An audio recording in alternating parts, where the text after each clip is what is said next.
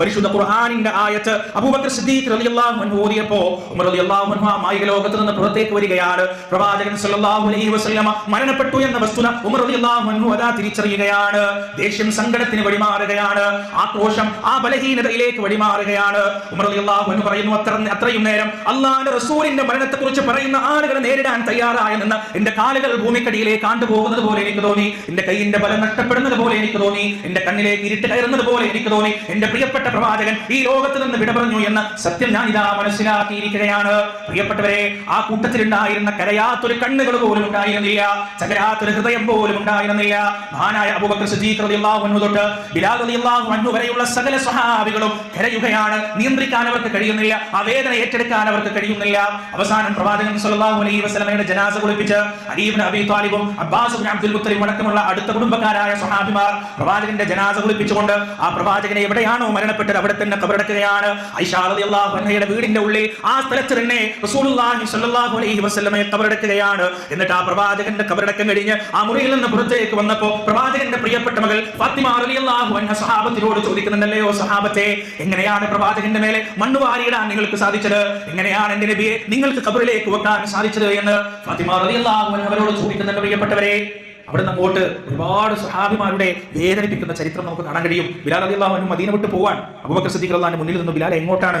റസൂൽ ഇവിടെ പറഞ്ഞു, ഭാരിച്ച ഉത്തരവാദിത്തം രാഷ്ട്രീയപരമായി മതപരമായി എന്റെയും നിന്റെയും കയ്യിലുണ്ട്, നീ എങ്ങോട്ടാണ് പോകുന്നത്? ബിലാൽ മറുപടി പറഞ്ഞു, റസൂൽ ഇല്ലാത്ത മദീന എനിക്ക് സഹിക്കാൻ കഴിയുന്നതിനും അപ്പുറമാണ് അബൂബക്കർ, അതുകൊണ്ട് ഞാൻ പോവാൻ. അള്ളാന്റെ റസൂല് ഇല്ലാത്തൊരു മിഹ്റാബും മിമ്പറും എനിക്ക് കാണാൻ കഴിയില്ല, എനിക്കത് താങ്ങാൻ കഴിയില്ല എന്ന് പറഞ്ഞ് പോകുകയായിരുന്ന ബിലാൽ റളിയല്ലാഹു അബൂബക്കർ സിദ്ദീഖ് റളിയല്ലാഹു തടഞ്ഞു. അപ്പോൾ ബിലാൽ റളിയല്ലാഹു തിരിച്ചു ചോദിച്ചു, അബൂബക്കർ, നിങ്ങൾ എന്നെ ഉമയ്യത്തിന്റെ കയ്യിൽ നിന്ന് പണം കൊടുത്ത് മോചിപ്പിച്ചത് നിങ്ങളുടെ അടിമയായിട്ടാണെങ്കിൽ ഞാൻ ഇവിടെ നിൽക്കാം.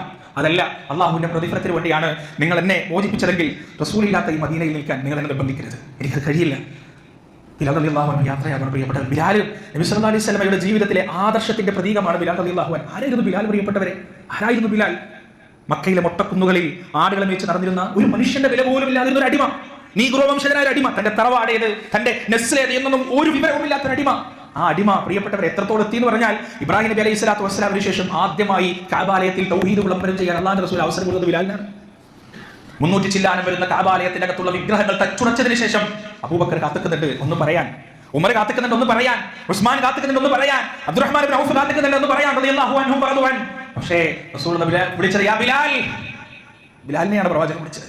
ബിലാലാണ് കഅബയുടെ മുകളിലേക്ക് കയറുന്നത്. എന്നിട്ട് ബിലാലാണ് നൂറ്റാണ്ടുകൾ മൂടി വെച്ചിരുന്ന ആ ശിർക്കിന്റെ കേന്ദ്രങ്ങൾക്കെതിരെ ആദ്യ പ്രഖ്യാപനം നടത്തുന്നത്, അല്ലാഹു അക്ബർ, അല്ലാഹു അക്ബർ. പിന്നെ എങ്ങനെയാണ് ആ നേതാവിനെ സ്നേഹിക്കാതിരിക്കാൻ കഴിയുക? പ്രിയപ്പെട്ടവരെ, ബിലാലാണ് നബി സല്ലല്ലാഹു അലൈഹി വസല്ലമയെ വീട്ടിൽ പോയി വിളിക്കുക. ബിലാലിന്റെ വാങ്ക് കേട്ടാലാണ് നബി സല്ലല്ലാഹു അലൈഹി വസല്ലമ വീട്ടിൽ നിന്ന് ഇറങ്ങി വരിക. അത്രത്തോളം നമ്മൾ പറയില്ലേ, പൂവിന്റെ ചുറ്റിലും സദാ ചുറ്റിക്കറങ്ങുന്ന കരിവണ്ടിനെ പോലെ അല്ലാഹുവിന്റെ റസൂലിന്റെ ചുറ്റിലും റസൂലിന്റെ എന്തെങ്കിലും ആവശ്യങ്ങളുണ്ടോ, പ്രവാചകൻ എന്തെങ്കിലും ആഗ്രഹങ്ങളുണ്ടോ, എന്തെങ്കിലും വേണ്ടതുണ്ടോ എന്ന് ചോദിച്ച് സദാ പ്രവാചകന്റെ ചുറ്റിലും ഇങ്ങനെ കറങ്ങി കളിക്കുമായിരുന്നു ബിലാൽ. പ്രവാചകന്റെ മരണത്തോടുകൂടി ആ കറുത്ത പ്രവാചകന്റെ അനുയായി ആ നാട്ടിൽ നിന്ന് പോയി പറഞ്ഞു.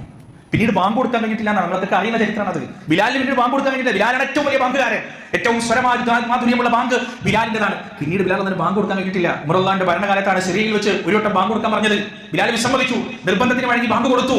അഷ്ഹദു അല്ലാ ഇലാഹ ഇല്ലല്ലാഹ് പറയുമ്പോൾ തന്നെ ബിലാലിന്റെ തൊണ്ടടയാൻ തുടങ്ങി. അഷ്ഹദു അന്ന മുഹമ്മദ് സ്വല്ലല്ലാഹു അലൈഹി വസല്ലം എന്ന വാക്ക് ഉച്ചരിക്കാൻ ബിലാൽ റളിയല്ലാഹു സാധിച്ചു, ബോധം വിട്ടു പോകുന്നു. അല്ലാഹു അക്ബർ. അത്രത്തോളം റസൂലുള്ളാഹി സ്വല്ലല്ലാഹു അലൈഹി വസല്ലമയെ ആ സ്വഹാബത്ത് സ്നേഹിച്ചു. അത്രത്തോളം പ്രിയപ്പെട്ടവരെ, ആ സ്വഹാബത്ത് ആരും എതിരാഘോഷത്തില്ല കേട്ടോ, അതുകൂടി മനസ്സിലായിക്കോ. ഒറ്റ സ്വഹാബത്തും ഒരു ദഈഫായ ഉദ്ധരണി പോലും കാണിച്ചു തരാൻ കഴിയില്ല. ഒന്നിക്കലും നമ്മൾ പറയണം നമ്മളെക്കാൾ അറിവുള്ളവർ സ്വഹാബത്താണ്, അല്ലെങ്കിൽ നമ്മൾ പറയണം ആ സ്വഹാബത്തിന് റസൂലുള്ളാഹി സ്വല്ലല്ലാഹു അലൈഹി വസല്ലം സ്നേഹമില്ല. രണ്ടും പറയാൻ കഴിയുന്ന ഒരു മുസ്ലിമിന് മഅദല്ലാഹ് ഒരൊറ്റ സ്വഹാബിന്റെ എതിരാഘോഷത്തില്ല. ഒരൊറ്റ സ്വഹാബി റസൂലുള്ളാഹി സ്വല്ലല്ലാഹു അലൈഹി വസല്ലമയുടെ ജന്മദിനം ആ ഡേറ്റ് അന്വേഷിച്ച് പോയിട്ടില്ല. കാരണം പ്രവാചകൻ അത് പഠിപ്പിച്ചിട്ടില്ല.